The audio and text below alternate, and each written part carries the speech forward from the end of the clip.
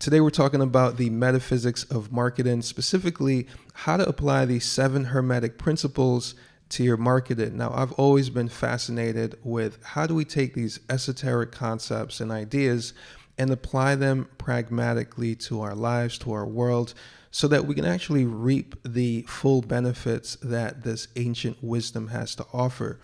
And so I think digging into the 7 Hermetic principles is a good starting point. So the first one is the principle of mentalism, which is all is one, all is mind.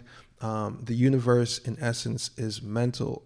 And so from a marketing perspective, the way you apply that is, remember that in marketing, we're dealing with people. And so it's all about the relationships that we're able to develop and uncover at scale. And in order to do that, you have to be able to recognize the oneness within you that you share with your market, with your audience, with your customers. There has to be a core common denominator that you tap into that fuels your communications and allows you to speak as if you were your ideal customer, or essentially get into their mind, right? Because when you're able to do that, your content, your product, everything you have to offer, it's more resonant. It feels like, wow, this is for me. And so tapping into that principle of mentalism and all is one allows you to do that. The second principle is the principle of correspondence. As above, so below, as within, so without, as without, so within, etc. And so with this, we're talking about essentially parallel worlds. So different states and planes of being where essentially you can observe the same pattern of behavior or the same phenomena. And as a marketer, I like to apply this by looking at parallel industries or looking at, just different worlds where the same thing is happening, just maybe in a different language, a different context. And so the principle of correspondence allows you to see how, things outside of yourself actually mirror and match up with things within, or things outside of your market actually match up and mirror things within your market. The third principle is the principle of vibration. Nothing rests, everything moves, everything vibrates. And the idea with the principle of vibration is we want to be able to control our own vibration, because what that does is it puts us into different states of correspondence. So all of these principles are linked because they all form a core whole that tell a story. And so the principle of vibration is about being able to control yours. And so vibration has a few different elements. There's an amplitude to it. There's a frequency. So the amount of times this wave is going across a certain point. And so I'm not going to get into all the science, but being able to control your energy. So do you need to become a much stronger energetic force? Because when you do, you're now going to correspond outside of yourself with other individuals who are matching that energy. People always talking about matching the energy. Well, that's the principle of vibration. The fourth principle is the principle of polarity. Everything has its poles. There is a duality to things. And the magic of duality or polarity is it creates motion. There's a spinning effect that happens when you have these two opposite forces that are entwined. And so how does that relate to marketing? Well, I think if you look at polarizing personalities, they tend to be really good marketers, because what a polarizing personality does is it pulls closer to itself that which it attracts, and then it repels that which it doesn't, and that creates movement. People are able to observe that movement. And so we see this in political movements. We see this in all kinds of movements. And so as a marketer, the way you apply this principle of polarity is figuring out, what do you want to repel? What do you want to repel? What do you stand against, and what do you stand for?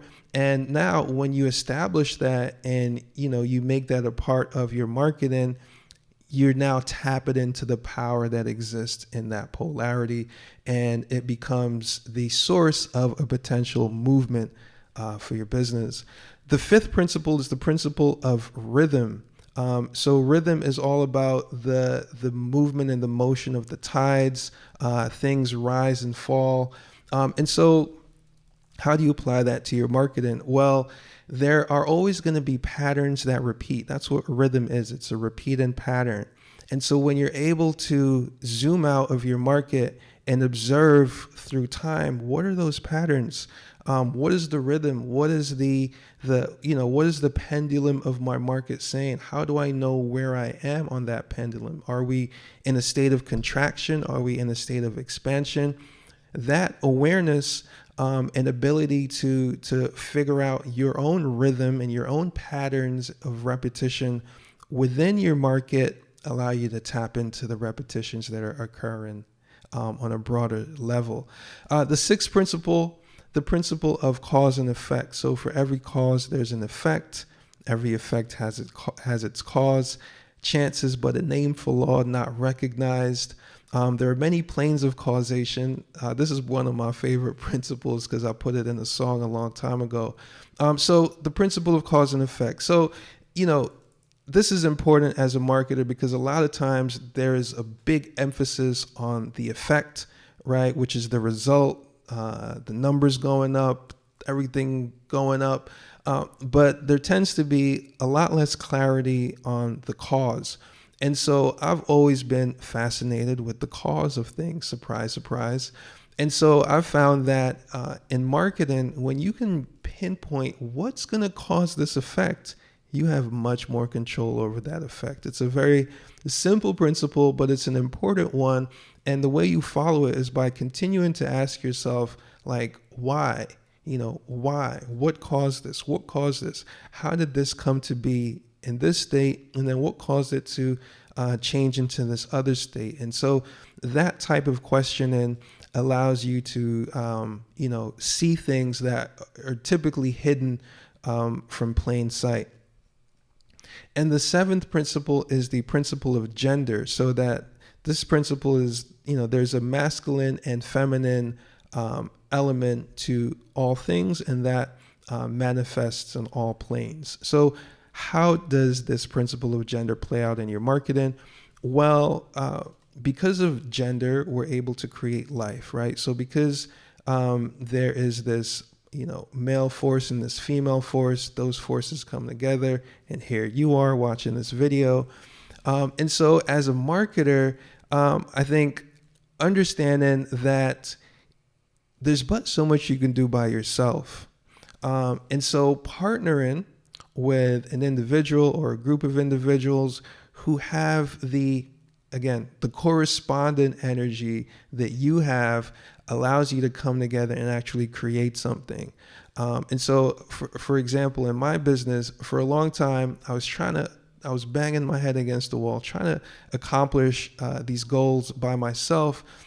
But I knew that in order to actually bring life to these goals, I needed somebody else who had complementary skill sets, who could be the opposing energy to what I was trying to deliver, so that together we could actually bring something forth into the world. So those are the 7 Hermetic principles. That's how I apply them to marketing. Hopefully you found this useful. I would love to know in the comments